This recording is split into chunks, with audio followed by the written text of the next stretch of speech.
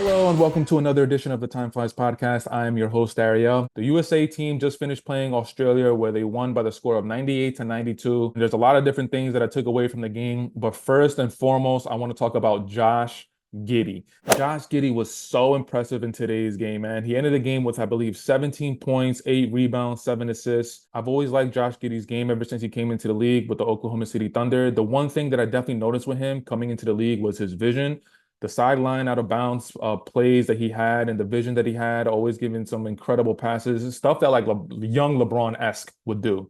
There were multiple plays where he was in a high pick and roll, and then he had a defender on his back, and then he was attacking the rim. Josh Giddey has never really had a mid-range or a three-pointer, which is one of, if not the biggest reason why the Oklahoma City Thunder traded him for Alex Caruso. But Josh Giddey, man, he showed no fear in today's game, going at AD a couple times. And Chicago Bulls, man, if this is going to be Josh Giddey's team, because Lonzo Ball is, we still don't know what's going on with him and his knee. This is going to be Josh Giddey's team until Lonzo Ball comes back. And even if Lonzo Ball comes back, he's still going to have to prove a lot to the team and to the rest of the league. But Josh Giddey having the team to himself, being the leader, having the ball in his hands for most of the possessions, like if I'm a Chicago Bulls fan, at least I have some sort of foundation to build upon. And the last thing I'll say about Josh Giddey and the Australian team before I get into the USA side of things is Australia's starting five, man. It was multiple NBA guys. We had Josh Giddey, we had Dyson Daniels, we had Patty Mills, and we had Jock Longdale. The fifth person, I wasn't able to make out his name. I'm pretty sure he wasn't in the NBA. I'm pretty sure he played in the Australian National League. But four out of the five starters, and that brings me to my point of the Olympics, is I feel like a lot of teams that the USA is going to face in the Olympics, like they have NBA players. Case in point, like today with the Australian team, and it wasn't as easy as a game as everybody thought it was. Yeah, we were up by 20 and by like the middle of the third or early third quarter, but the USA, they got lackadaisical, they got lazy, turnovers after turnovers, which I'll get into later in this episode. But Australia, they ended up losing by what? They ended up losing by 6 points. And one of the bigger reasons is because the USA just got lazy. And that's going to happen in the Olympics. In the Olympics, USA, they're going to be up by a lot. You know, human nature kicks in. They go up by 20 and 25, and then they let their guard down. And then the rest of the world has caught up as far as talent-wise, and they're able to compete with the USA. So now that I talked about Australia and Josh Giddey, how much I'm looking forward to Josh Giddey playing for the Chicago Bulls, him having his own team, let's get into the USA side of things. So today's starting five, they changed it up. They had Steph Curry at the one, they had Anthony Edwards at the two, they had Jason Tatum at the three, LeBron James at the four, and Joel Embiid at the five. Now, I think personally, I think Kevin Durant, when he's healthy, I think he's going to take over Jason Tatum's spot. But I'm not mad at this starting five. This starting five look like the Monstars. They look like the Avengers. Now, if Kevin Durant it comes back healthy and hopefully he's able to stay healthy, him over Jason Tatum, that's going to add another element to the starting five that will be scary for the rest of the league. Within the starting five, what did I notice? The biggest thing I noticed, man, was Embiid. I hate to keep harping on him, man, but he's honestly the odd man out in both of these games against Canada and against Australia today. Embiid was the odd man out. It just seemed like he was having a hard time getting into the flow of offense. Now, part of that is because Australia started off double teaming Joel Embiid, which I'm not 100% sure if I would have done if I was Australia. Joel Embiid, if my philosophy is I'm not doubling anybody until we see him start cooking. And Joel Embiid to start off the game getting doubled, like his game against Canada wasn't inspiring. It wasn't great. It wasn't dominating. It wasn't great. Like I wouldn't have started double teaming him. So I don't know what Australia was trying to do. And one thing I noticed in today's game against Australia was Joel Embiid was wearing that big knee brace on his left knee, on his left leg.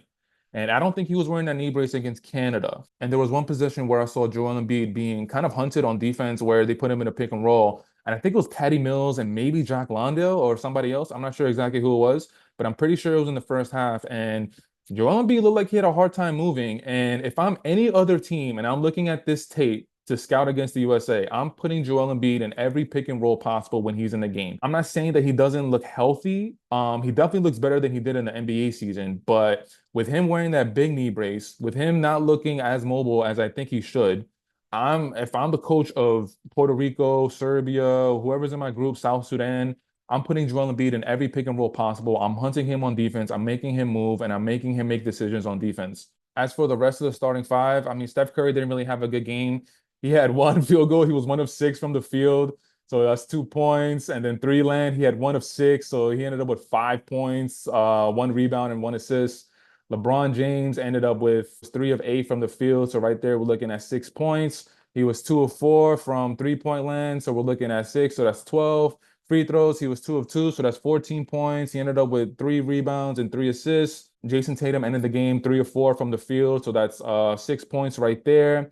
No three-pointers, 1 of 2 from free throw land. So we're looking at 7 points, 4 rebounds, 5 assists. Anthony Edwards finished the game with 5 of 11 from the field, 3 of 5 from three-point land, 1 of 1 from his free throws, and ended the game with 4 rebounds and 2 assists. So again, I'm out of the starting five specifically. Anthony Edwards definitely stood out, but I'm gonna get into a little bit about Anthony Edwards right after I talk about Joel Embiid. Just closing up on Joel Embiid, I'm just harping on him because Anthony Davis did a really good job backing him up. Anthony Davis is just showing me that I think he's over those injury woes. Like last season was his first really good season where he played anywhere between 70 and 75 games. And like the previous 4 seasons or 3 seasons, he was just injury plagued season after season. And I like how Anthony Davis looks. It looks like he doesn't look too muscular, which I think was one of his problems. I think he put on too much weight because he was playing the five in the NBA and he's a natural four. He likes playing the four. So going up against the five in the NBA, he's going up against bigger bodies. He's banging with them a lot. So he put on more muscle to absorb all the hits. But it kind of hurt him in the long run. But I like Anthony Davis. I like how he looks, being aggressive, trying to like reestablish himself as one of the best bigs in the league. I mean, he's on this team, so of course he is. I'm gonna be keeping my eye on him just to see like how long it takes him to get into the flow of things. And I would like to see the starting five try to give Joel Embiid the ball a little bit more, just to get him to warm up, get him into the rhythm of the offense, and just to get his confidence up because it looks like he's really struggling out there. Now, one of the reasons why Australia only lost by 6 points was because of the turnovers. I believe we ended the game with 18 turnovers, and against Canada, we ended the game with 15 turnovers. So definitely not a good sign there. Now you can make the excuse that players are getting used to the other players, where they like the ball, how they like to cut, when they like to go backdoor. Like you can make all those excuses and they're still getting a feel for each other, which I get it, I understand. But one thing that I noticed specifically with Anthony Edwards is I don't think I talked about this in a previous video talking about Canada. Well, he talked to the media and he was talking about how he was the number one option and how like everybody has to fit in around him. And I feel like, especially in the second half, like most of the third quarter and early in the fourth quarter, where the USA was just turning the ball over because they were just lazy and lackadaisical, and Australia ended up coming back into the game.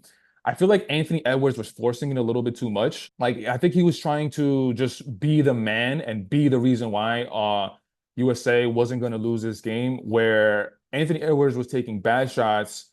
And then there was a possession where he finally gave it up. And I think he swung the ball to Tyrese Halliburton, who swung the ball to Drew Holiday. No, I'm sorry, it was the opposite way. It was he swung the ball to Drew Holiday, who swung the ball to Tyrese Halliburton. Halliburton hit like a really important corner three. And I feel like that's what the USA that's what they have to get into. They have to get into this just moving the ball around. And I get it. The NBA is very ISO heavy. So you just do what you're used to. You do what you know. With the FIBA rules and with the rest of the world playing in this Olympic tournament, like they've been playing together forever. So they're not really ISO heavy. They're really dependent on ball movement, body movement, and just teamwork. And the USA, I feel like there might be a game where they get too ISO heavy and you never know. I don't th I like I said in the previous video, man, I don't think the USA is going to win every game by 20, 25, 30 points. I think there's going to be a lot more competitive games than people are going to be expecting. Now, this game, again, the USA, they got lazy. They were up by 20, 25 points. So they got lazy. You could tell that they weren't focused. And then turnovers after turnovers after turnovers happened. So that might be a little bit of a anomaly. But in the Olympics, where something's up for grabs, the USA can't have that. They can't lose focus and they can't have all these turnovers. I just want to see him tame his alpha a little bit. He doesn't have to be the highlight of the moment. He doesn't have to be the best player on the team all the time. I get it. He's 21, 22, or 23. I think he's 22, and he wants to establish himself as one of, if not the better players in the league. So I get it. But right now is not really the time to do that. Just play within the flow of the offense, and you guys will win big. Devin Booker. So Anthony Edwards started the game. It was Steph at the one, Anthony Edwards at the two, Tatum at the three, LeBron at the four, and then Embiid at the five. So I was thinking to myself, and I was wondering if I'm Devin Booker, how do I feel about this? Now, Steve Kerr could be trying different lineups. Devin Booker did start against Canada. So Wednesday, when they play Serbia, Devin Booker could more than likely start. But Steve Kerr could actually throw in a completely different starting five. Tyrese Halliburton might be at the one, Anthony Davis might be at the five, and just he might mix it up. But if I'm Devin Booker and I see Anthony Edwards starting ahead of me, I'm pissed, man. I'm pissed. First and foremost, if I'm Devin Booker, I have a gold medal. Now I get it, like team camaraderie, team chemistry. Devin Booker probably doesn't, and I don't think Devin Booker's the type of guy to like throw a fit.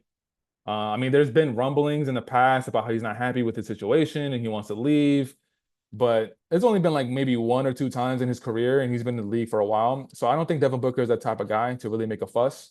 But just me personally, I don't know, man. Anthony Edwards, like, yo, this is your first Olympics. You lost in the World Cup last summer. You guys came in fourth place. Yeah, you were the best player on the team, but why did you come in fourth place? I got a gold medal. Like, sit your ass behind me, bro. Now, this is just me being a hooper. And if I was in Devin Booker's spot, yeah, like I said, like I'd be trying to make it known that, like, nah, homie, you got to get your ass on the bench. You got to come up behind me. You heard? You got to bring me a towel every time you come into the game. You heard? Joel Embiid, I'm keeping my eye on him moving forward. I'm going to see how he's trying to establish himself and how he's trying to get into the rhythm of Steve Kerr's offense for this USA team.